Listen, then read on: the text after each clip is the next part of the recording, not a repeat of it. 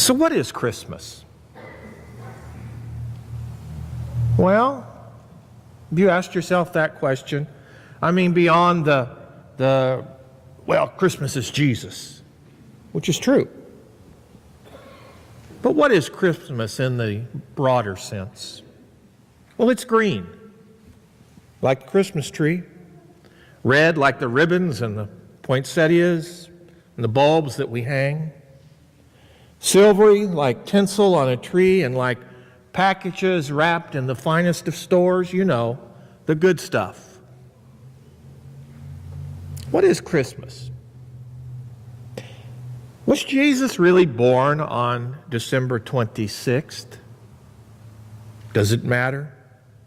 Most likely he wasn't. Some branches of the faith celebrate Christmas in January, some in April, and still others in May. December 25th was probably selected because it was already a festival day. The festival of the winter solstice, give or take a few days, celebrated by the Britons, the Germans, and the Gauls.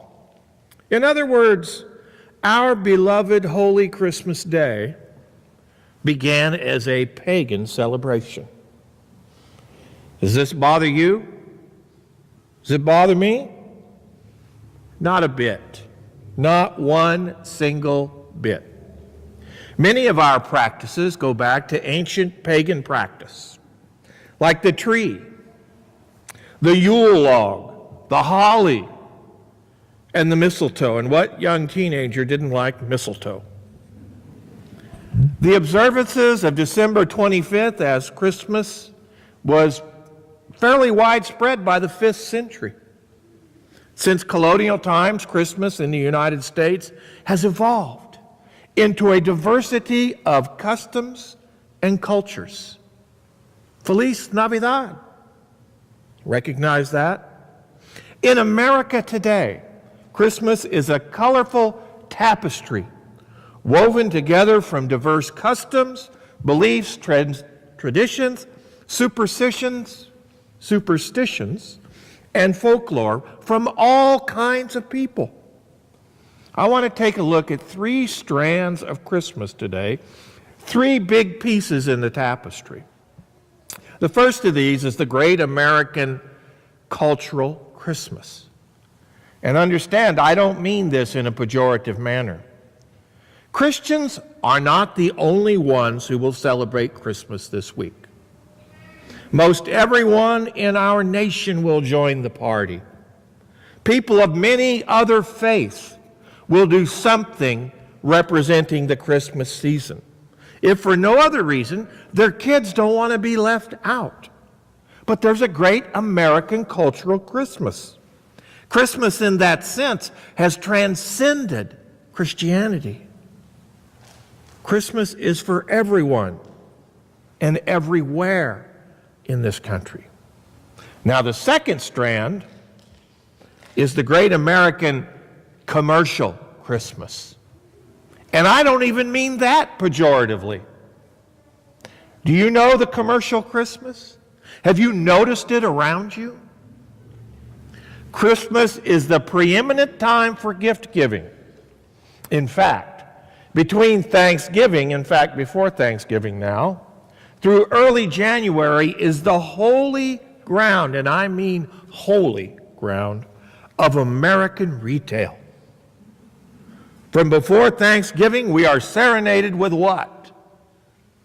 Christmas music and the advertising of Christmas deals. You know, a December to remember. That's the Lexus theme. They don't take anything off the cost of the car, but they want you to have a December to remember. And when you sign on the line, trust me, they will remember every month of the year. And we've all heard sermons about putting Christ back in Christmas. Not making Christmas just about presents, right? Can I get an amen for that? All right, I knew you could say that. Have we been successful? Ask your child or your grandchild, come Christmas morning, if he or she would rather go to church or open presents. Ouch. Here comes the cry. We must save Christmas. The third strand in the tapestry is the biblical story of Christ. You got the cultural, you got the commercial, and then you've got the Christ in Christmas. A young girl of Nazareth becomes pregnant and later encounters an angel who calls her blessed. Shepherds outside of Bethlehem, witness a chorus of angels proclaiming peace and goodwill towards humanity. A bright star moves across the sky, guiding the Magi towards the newborn child. There's no room at the inn, but there's room enough in the heart of God for all creation. Unto us we sing, a child is born. So how do we save Christmas? Well, they say we put Christ back in Christmas. Wouldn't it be wonderful, folks, if Christmas carols were sung in every Christmas program, in every schoolhouse in the country, like when I grew up at Pecan Grove Elementary School in Yuma, Arizona. We sang there at school, "Oh, come all ye faithful." I won't sing. Wouldn't it be wonderful if every child in every classroom had to memorize the Christmas story from our Bible? Wouldn't it be wonderful if every public place had its own nativity scene? No. No. 1,000 times no, it wouldn't. We don't live in a Christian nation, nor have we ever. We live in what every nation should be, a secular and pluralistic nation. We may practice our religion, thanks be to God, however we choose within reason. However, for the purposes of peace and harmony and fairness, we limit our religious practices in the public sphere so as not to give offense. Now, if that's the case, oh my goodness, how do we save Christmas? Well, I think we need to find a common denominator between the commercial, the cultural, and the Christ. The three types of Christmas. Well, what is the quintessential Christmas story? It's about that creative energy, the loving presence we call God, reaching out to all humanity in order to make a connection. Mary, the shepherd, the star, the Magi, they're all examples of a loving presence seeking to pull people in the direction of connection. Did you get that? I like that. In the direction of connection. The story of Christmas is like our reaching out as parents when we have an alienated adolescent.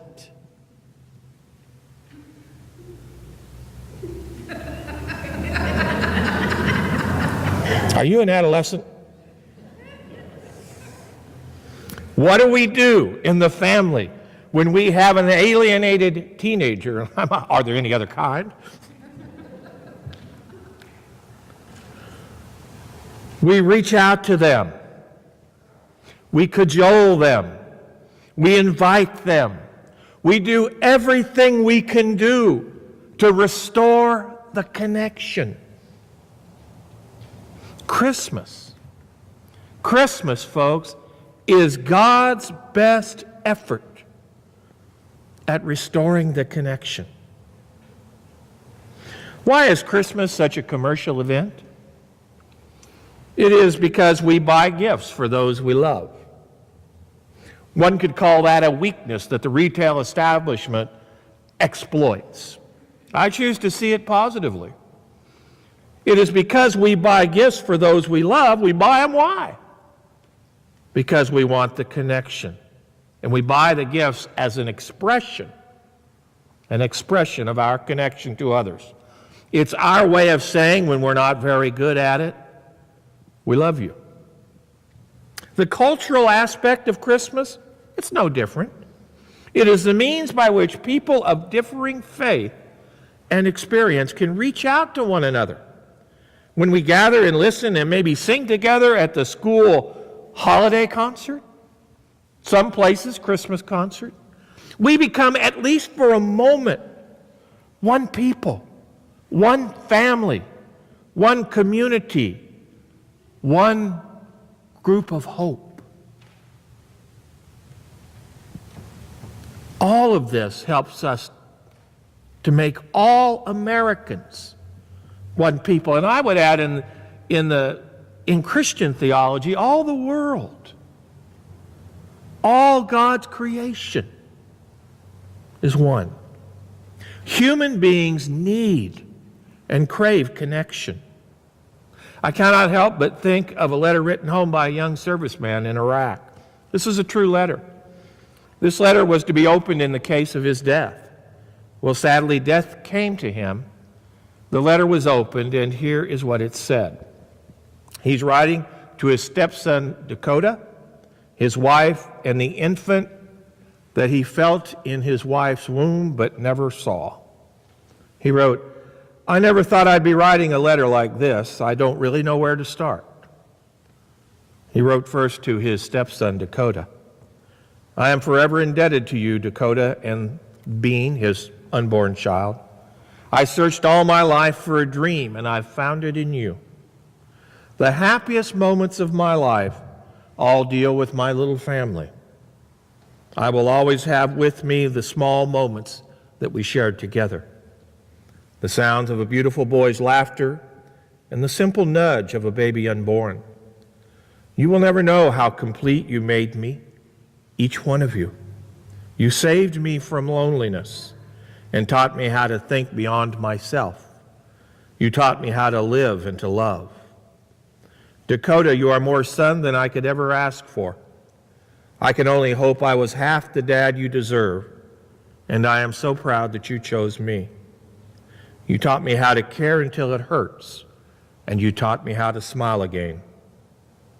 I love you, and I hope someday you will understand why I didn't come home. Please be proud of me. Please don't stop loving life. I will always be there with you. I'll be in the sun, shadows, dreams, and the joys of your life." To his newborn child, he wrote, "Bean, I never got to see you, but I know in my heart that you're beautiful. I know you will be strong and big-hearted like your mother and brother. I will always have with me the feel of the soft nudges in your mother's belly and the joy when I found out that you were on the way.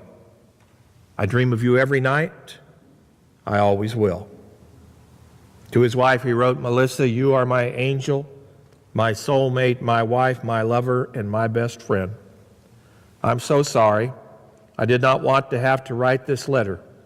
There is so much more that I need to say, so much more that I need to share. Please take care of yourself. Believe in yourself. Teach our babies to live life to the fullest, and tell yourself to do the same. Love always your husband, Jess." I read that to make one simple point. We human beings need connection.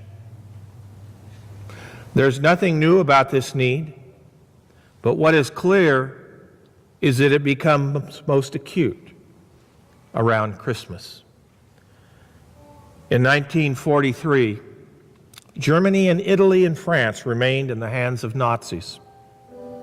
There remained a lot of war to be fought, and huge numbers of Americans were still fighting and dying in the Pacific and the European theater. Most of those who served are gone now, but a few remain, and this is for you. In October of 1943, Bing Crosby recorded a song that touched the heart of Americans everywhere. It's a song about connection, a song about Christmas, and I've asked our wonderfully talented musicians to sing it and then allow you to join in.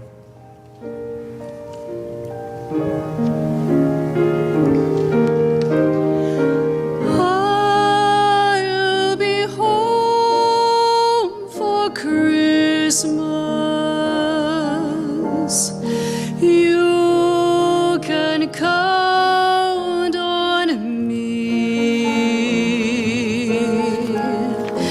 Please have snow and mistletoe and presents on the tree. Christmas Eve will find me where the love light gleams. I'll be home for Christmas,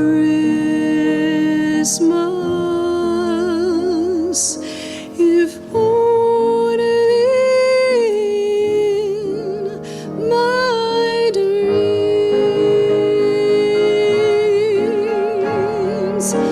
Christmas Eve will find me where the love light gleams. I'll be home for Christmas, if only in my dreams.